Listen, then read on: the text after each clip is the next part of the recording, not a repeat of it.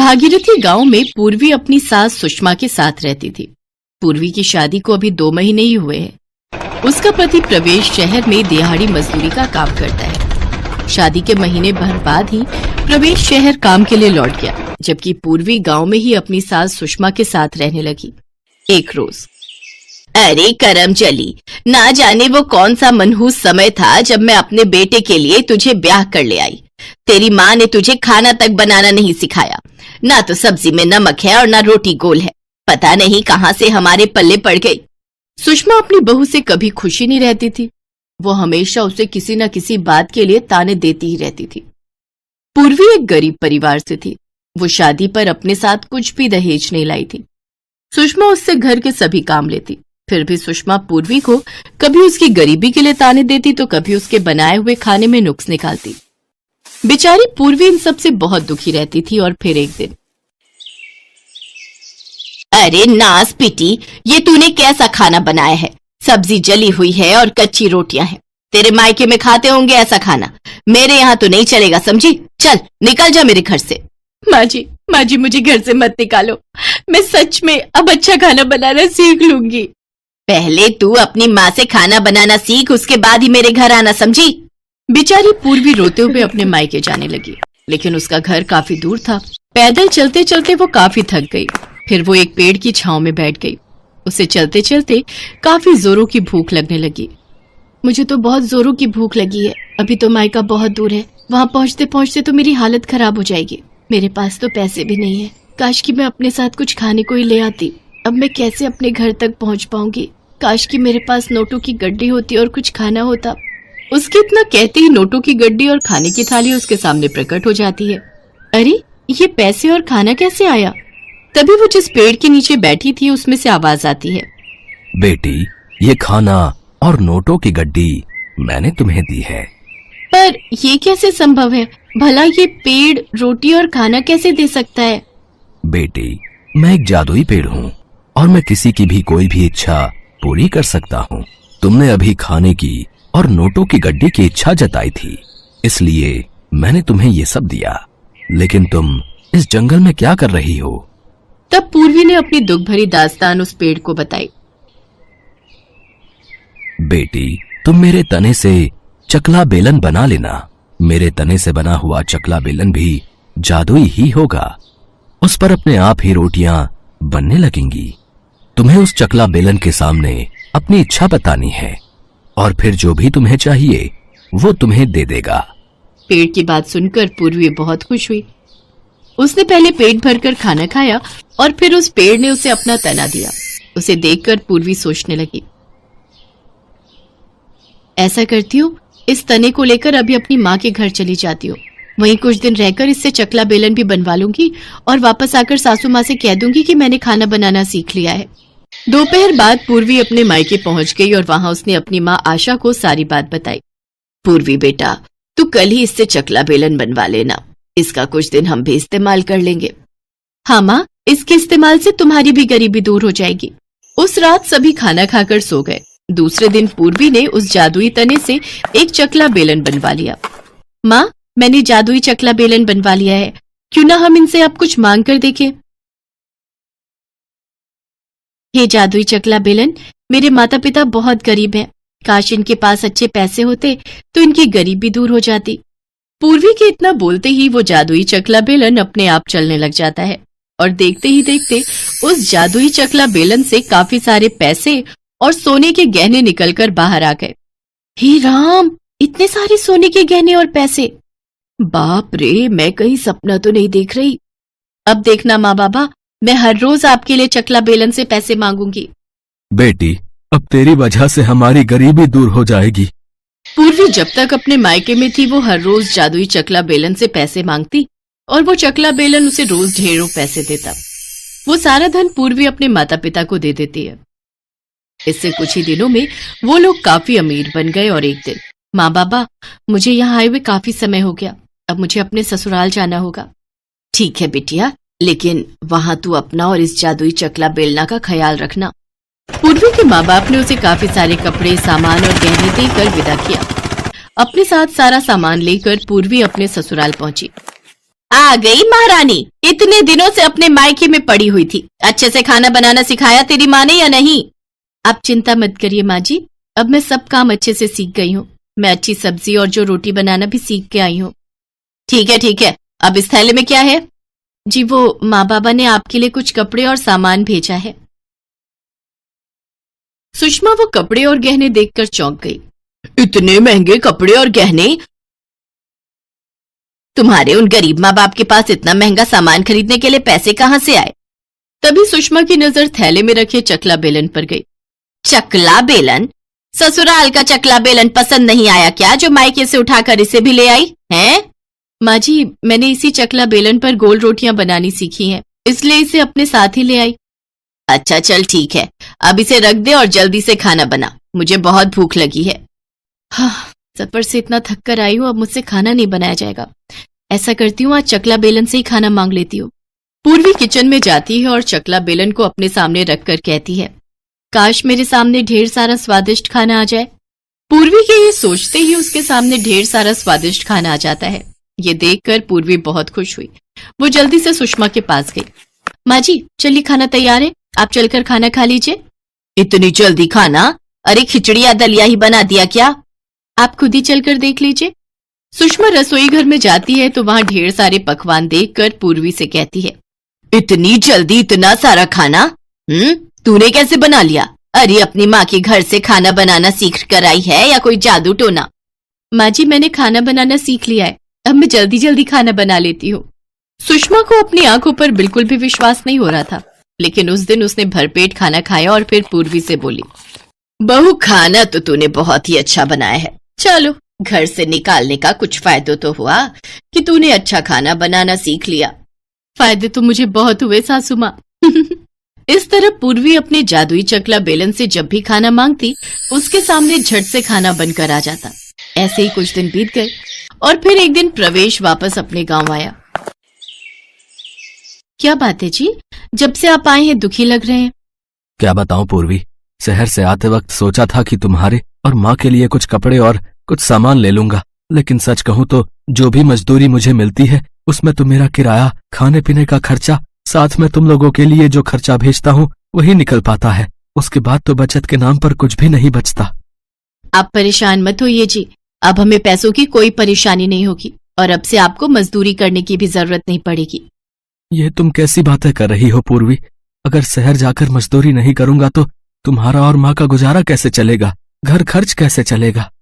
पूर्वी ने प्रवेश को जादुई चकला बेलन की सब बात बता दी, साथ ही उसको ढेर सारे पैसे भी निकाल कर दिए।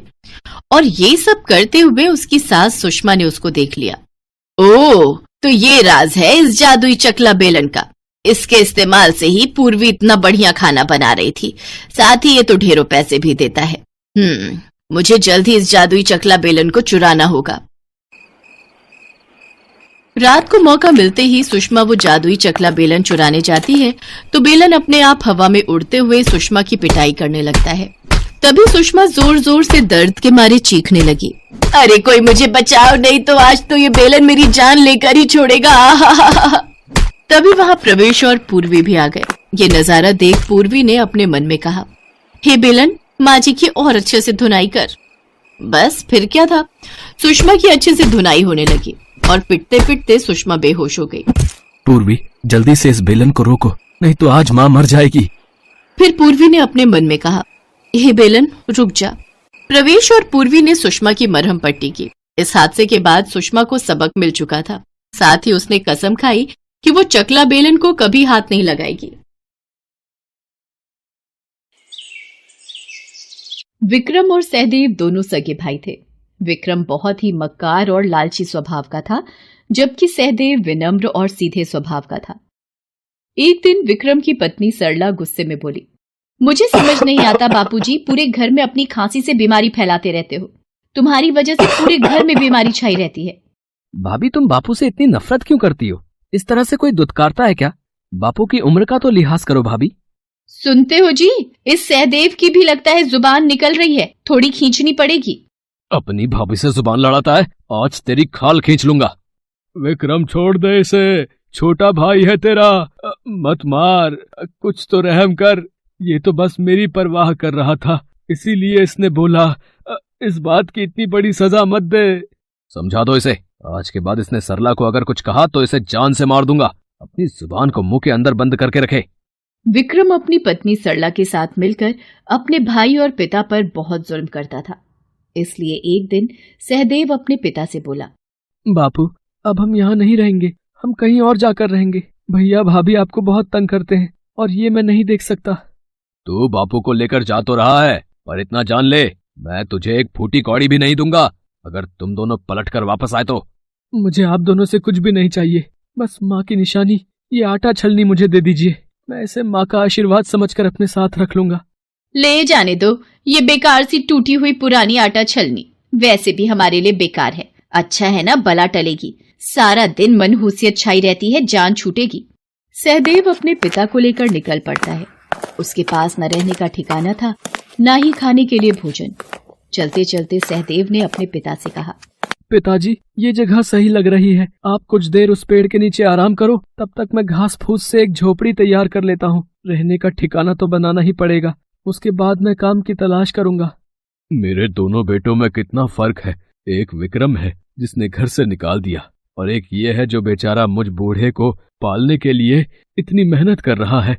भगवान मेरे बच्चे को दुनिया की सारी खुशियां देना। बापू देखो, ये झोपड़ी तैयार हो गई, आओ चलो झोपड़ी में चलकर आराम कर लो। बापू, बापू, ये क्या हो गया भगवान? बापू आंखें क्यों नहीं खोल रहे? बापू, तुम मुझे अकेला छोड़कर क्यों चले गए? मैं इस दुनिया में अकेला क्या करूंगा? मैं जानता हूँ तुम्हें सदमे ने मारा है, तुम दुख को बर्दाश्त नहीं कर सके। सहदेव फूट फूट कर रो पड़ता है। पिता के जाने के बाद वो दुनिया में बिल्कुल अकेला हो गया था, इसलिए वो दुखी होकर वहां से चल दिया। चलते चलते सहदेव एक स्थान पर रुक गया। बहुत प्यास लगी है, पर पानी कहाँ मिलेगा? वो सामने तालाब दिखाई पड़ता है, उसी से पी लेता हूँ। अरे, माँ की निशानी आटा छलनी तालाब में गिर गई। हे भगवान, वो मेरी माँ की आखिरी निशानी थी, वो भी मुझसे छिन गई। मेरे से ये दुख और बर्दाश्त नहीं हो रहे। मैं भी इसी तालाब में कूदकर अपनी जान दे दूंगा। रुको, ऐसा मत करो, ये जीवन बहुत अनमोल है, इसका त्याग मत करो। आप कौन हैं और मुझे मरने से क्यों रोक रही हैं? मैं भला जीकर क्या करूंगा? मेरी माँ की आखिरी निशानी आटा छलनी इस तालाब में गिर गई।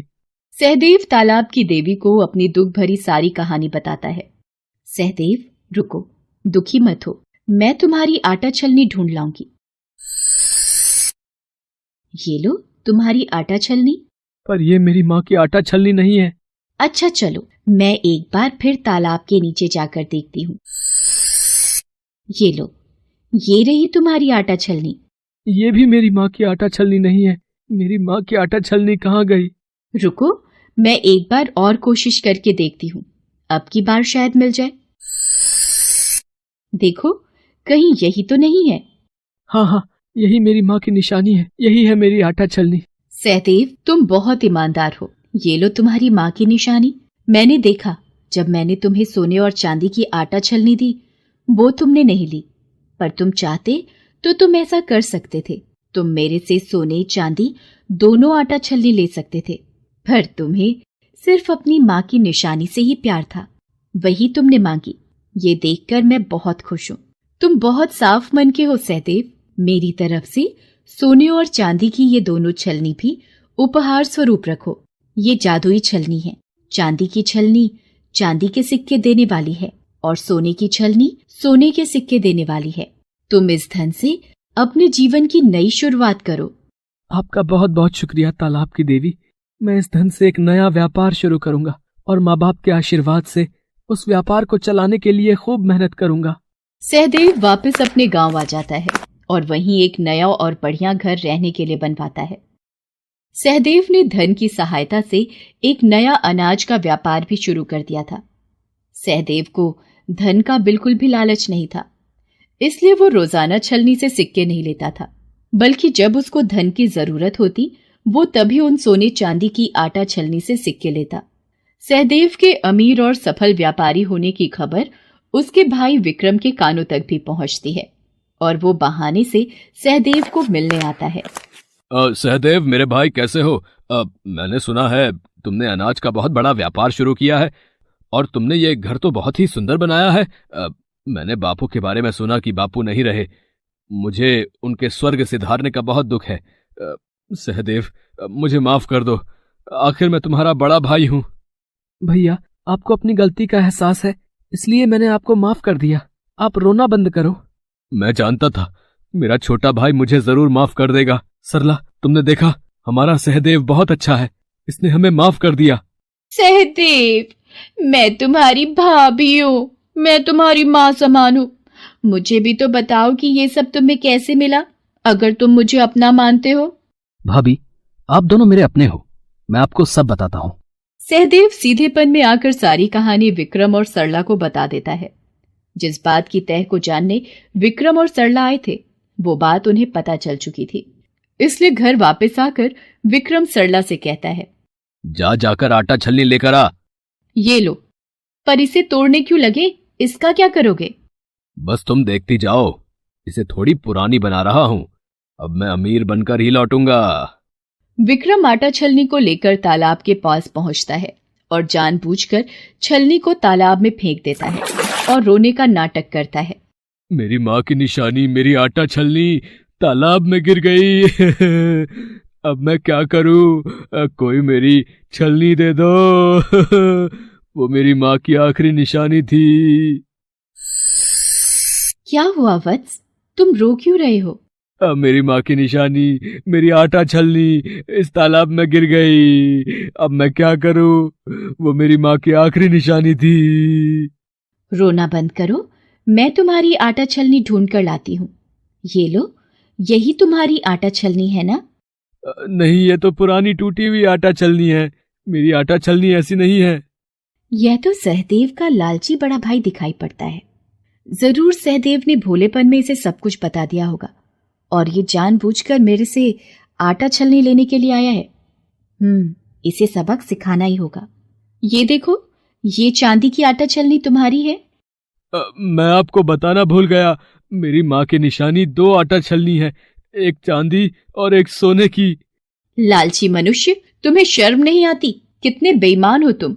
मुझे सहदेव ने सब आप बीती सुना दी थी। तुमने अपने भाई और अपने पिता को घर से निकाल दिया और अब जब वह अपना जीवन सुखी सुखी व्यतीत कर रहा है तो तुम उसमें भी अड़चने पैदा करना चाहते हो। तुम्हें कुछ नहीं मिलेगा, तुम यहाँ से जा सकते हो। तालाब की देवी, तुम मुझे जादुई सोने चांदी की छलनी दिए बिना नहीं जा सकती। रुको, मैं तुम्हें ऐसे नहीं जाने दूंगा। बचाओ, बचाओ, मैं डूब रहा हूँ। मुझे माफ कर दो तालाब की देवी, मैं झूठ बोल रहा था। मैं कभी लालच नहीं करूंगा, मुझे मरना नहीं है। तभी विक्रम को लगा कि किसी ने झटके से उसे तालाब से बाहर फेंका हो। वो इतना डर चुका था कि वापस जाकर ही उसके कदम रुकते हैं।